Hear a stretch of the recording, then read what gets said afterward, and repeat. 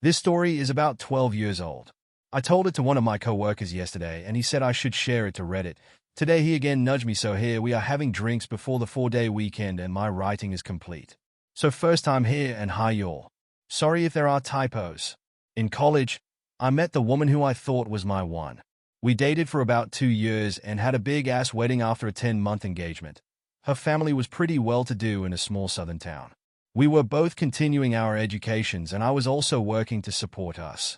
I was pursuing a master's in engineering while she was finishing her doctorate in anthropology. Over the summer, an opportunity came up for her to make some extra money going as an aide on a religious studies trip to Jamaica. I didn't hesitate when she asked me about it. I mean, she was going to get to visit Jamaica and get paid for it. I saw no downside other than missing her being at home for 6 weeks. Little did I know at the time, but she had been fucking the professor. He had hung out with us, smoked my weed and drank my fucking beer. I considered him a friend who arranged the trip for a couple months, and it was a getaway for them to bang all over the island. I, clueless and happy, went about the weeks while she was gone, taking extra shifts so I could match what she made in our account and surprise her. What a dipshit, right? One of the students from the trip actually seeked me out to clue me in. I didn't believe him until I started looking for evidence on my own. I broke down and checked her text while she was sleeping and nothing was there. There were a few VMs, so I decided to listen, and there it was, a message from that giant asshole saying how exciting it was that I almost caught them. I opened up her laptop and hit the emails after that. It was piles and piles of shit, making fun of me for not knowing, fucking in our bed and laughing about it. There was so much and I was so heartbroken, still too hurt to take any action. I was lost. I had no idea what to do. So I sat on it for a couple weeks and acted as normally as I could. I noticed everything now. I felt so stupid for not seeing it before. So many signs. One stuck out in particular.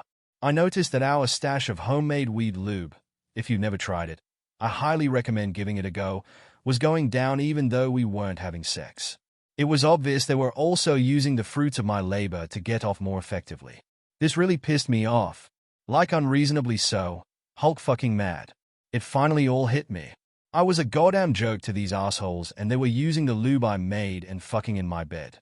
I didn't hurt anymore. I just wanted to make them hurt. So, while she was studying at the library, I made a new batch of lube. I put enough weed in it for it to smell like normal, but I also added some poison ivy from our backyard to the mixture. And after refilling the spray bottle we use for application, I waited. A few days go by and I'm working extra so I can be out of the house more. And bam, bait taken. That night after she goes to sleep, my plan goes into action. I sneak her phone away and delete my contact, while replacing his phone number in his contact as mine. I go to bed but can't sleep because it feels like I'm 5 and tomorrow is Christmas. Dawn arrives and she's in the shower. I get a text. "I'm super itchy, are you okay?" Now Lord, now is my time. Look, I thought it had cleared up, but I guess I had a flare-up. I'm sorry, but I've got herpes. And I guess you do now too. I heard her squeak in the shower. I'm covering my mouth, damn near losing it. I went on to tell her that it was time to end things now. A new semester was about to start and I kind of have a little crush on another TA. I wanted her mad. This is a woman that never got told no growing up and never had to deal with rejection, let alone from a balding dude in his 50s with herpes. When she got out of the shower, it was obvious she had been crying, but I could see the anger in her eyes. I could see how uncomfortable she was, squirming at the table, drinking coffee and mulling the situation over. Another little nudge is what she needed.